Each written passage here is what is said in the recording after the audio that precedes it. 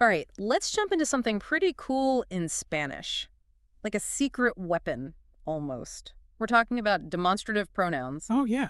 You know those little words that can really make your Spanish pop? Right. Yeah, you might think pronouns, like how exciting can they be? Hmm. But honestly, you'd be surprised. There's some really interesting stuff going on with these words, like little historical twists and nuances. For sure. We've got this awesome YouTube tutorial from Jaime Lara. This guy is a Spanish teacher, Mm.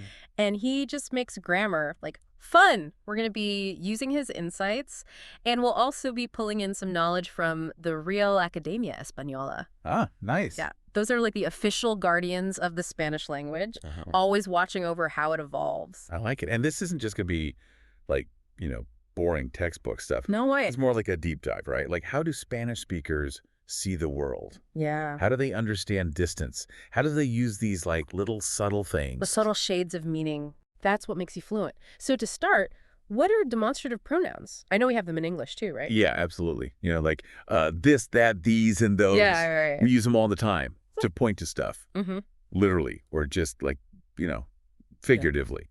But Spanish, it takes it even further. Okay, so what's different about Spanish? Well, one thing is they have to match the noun, not just if it's singular or plural, Oh. but if it's masculine or feminine. Ah, so you can't just use anyone. Right, it's got to agree. Got it. But here's the really cool part. Hmm. Spanish also looks at, like, how far away something is from the speaker. Oh, okay. So you've got este for things that are close to you, Este. eses for things a bit farther, Huh. and then eco for, like, way out there. Okay, so if I'm holding my coffee and I say este café está caliente, I'm using este because it's right here. Exactly. You got it. Okay.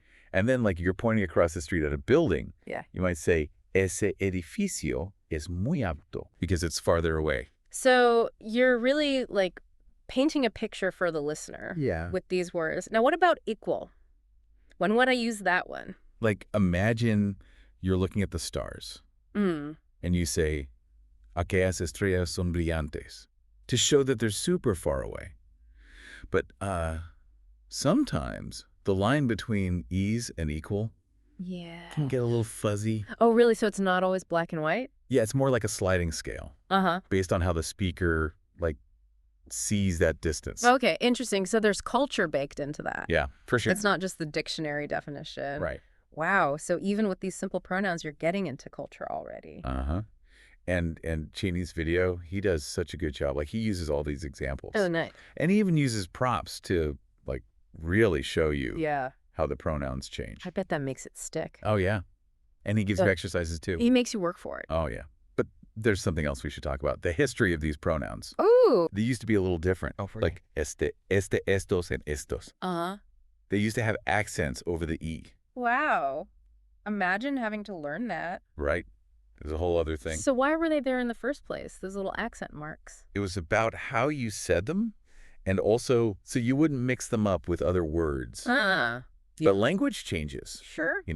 and the Real Academia Española, they stepped in. So they're always looking for ways to, like, make it clearer, Right. make it better for people. Exactly. So they got rid of those accents. Yep.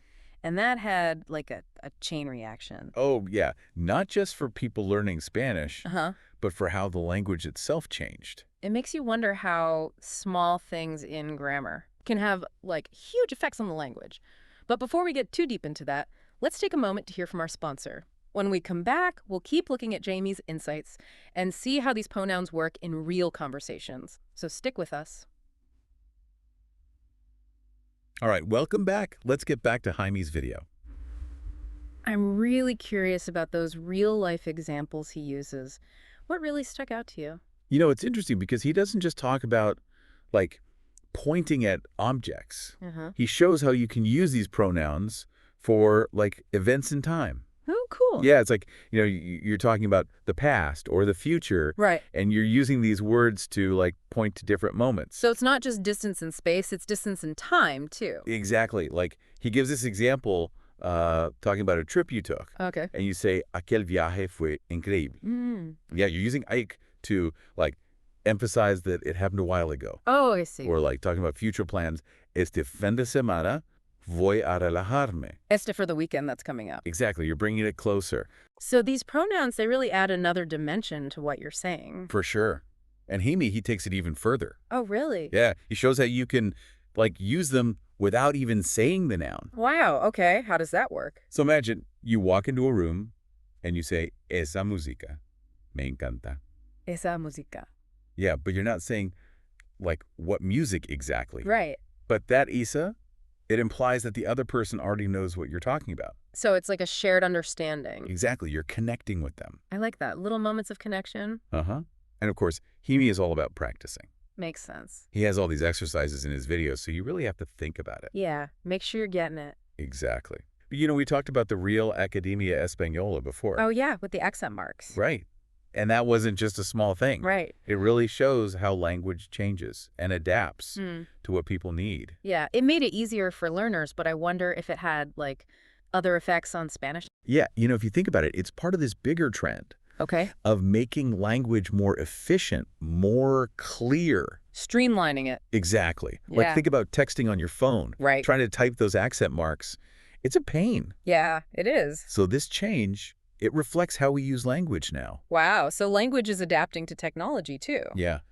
Which makes you wonder, did taking away those accent marks, Mm-hmm. did it, like, change how Spanish sounds? Ooh, interesting. Even just a little bit. Maybe it affected the rhythm of the language. I never thought about it that way. But yeah, these little changes in grammar, Right. they can have a butterfly effect. Exactly. It makes you wonder, what other things are shaping how we talk? Absolutely. But let's bring it back to the listener. So what does all this mean for someone learning Spanish? It's not just about being grammatically correct. Right. It's about really understanding how Spanish speakers see the world, Mm-hmm. how they think, how they express themselves.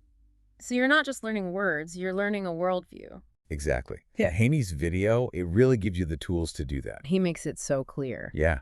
And who knows, maybe it'll make you look at your own language differently. That's a great point. Like you start to notice the little things you never saw before. Exactly. But before we wrap up this deep dive, we should probably take a quick break. Okay, sounds good. We'll be right back with one final thought-provoking question to leave you with. So don't go anywhere. And we are back. We've covered so much ground with these pronouns. Yeah, it's been quite a deep dive, hasn't it? For sure. We started with like the basic what are they? Right. And now we're talking about like culture Mm-hmm. and how language evolves. It's amazing how much is packed into these little words. Right, like we saw how they show distance. Yeah. Not just like physical distance, but in time too. And memory. Exactly. And even how like small changes in grammar, those accent marks we talked about, Right. could have a big impact on the whole language. Like a ripple effect. Yeah. So as we wrap up, what's the main takeaway you want our listeners to remember? Like the big aha moment. The thing is, when you really get these demonstrative pronouns, Yeah. it's not just about speaking perfect Spanish. Okay. It's about getting into the heads of Spanish speakers. Oh, I see. Like, how do they see the world? How do they think? So you're learning to think like a native speaker. Exactly. Yeah. And Jaime's video, it gives you all the tools to do that. He does a great job explaining it all. He does. But as we finish up, I want to leave you with something to think about. Okay. Think about your own language. Uh-huh. How does the grammar, the way it's structured, Yeah. how does that shape how you see the world? Whoa. That's a really good question. Makes you think, right? Yeah. It's like language isn't just about talking. Right. It's about how we understand everything. Exactly. Yeah. And when you learn other languages, like Spanish, Yeah. you start to see things from a whole new perspective. So to everyone listening, next time you see those demonstrative pronouns, don't just think about the grammar rules. Right. Think about them as like a window into another culture. Another way of seeing things. Exactly. And you know what? You might even start to see your own language differently. You start to notice things you never did before. It's like a whole new world opens up. It really is. Well, that's all from us today. Thanks for joining us for this deep dive. Keep exploring, keep asking questions. Keep learning. And until next time, hasta pronto.